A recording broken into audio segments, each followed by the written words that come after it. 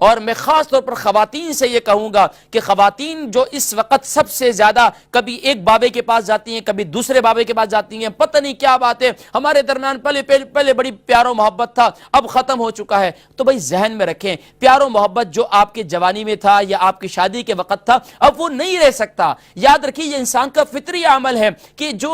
یہ اتار چڑھاؤ زندگی کے رہتا ہے۔ پہلے وہ پریشانیاں نہیں تھی جو ابھی ہیں آپ کو، پہلے آپ کے شوہر کو وہ پریشانیاں نہیں تھی، آپ کو وہ پریشانیاں نہیں تھی، تو اب زندگی کے ادوار جو ہے وہ بدل رہے ہیں، ادوار بدل رہے ہیں، طور طریقے بدل رہے ہیں، پریشانیاں بڑھ رہی ہیں، حالات۔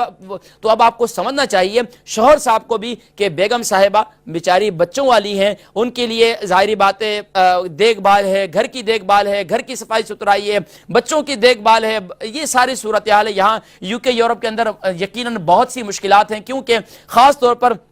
جو کمپائن فیملی نہیں ہے تو ان کے لیے، کپل کے لیے لازمی طور پر یہ بھی ایک اہم پہلو ہے۔ بچوں کے بہت سے معاملات ہیں کہ بچوں کو تنہا نہیں چھوڑ سکتے، تو اس لیے اس میں بیگم کی بہت بڑی قربانیاں ہیں، شوہر کی بہت بڑی قربانیاں ہیں، لیکن اس کو سمجھنے کی ضرورت ہے، اور سمجھنے کے لیے مزاج سے ایک دوسرے سے آشنائی اختیار کرنے کے لیے دونوں کو وقت نکالنے کی ضرورت ہے۔ اس لیے براہ کرم میں جو افسوس کے ساتھ یہ بات کہہ رہا ہوں، افسوس کے ساتھ، کہ آج میرے معاشرے کے اندر جو میری کمیونٹی کے لوگ ہیں، ان میں اکثر لوگ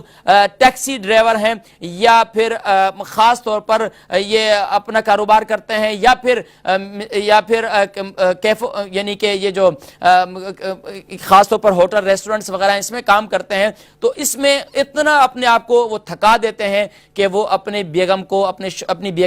زوجہ کو وقت نہیں دے پاتے، اور زوجہ جو ہے وہ اپنا سارا وقت جو ہے پھر ظاہری بات ہے وہ دل کے اندر وہ احساسات، وہ جذبات جو ہے وہ دوریاں اختیار کرتے چلے جاتے ہیں۔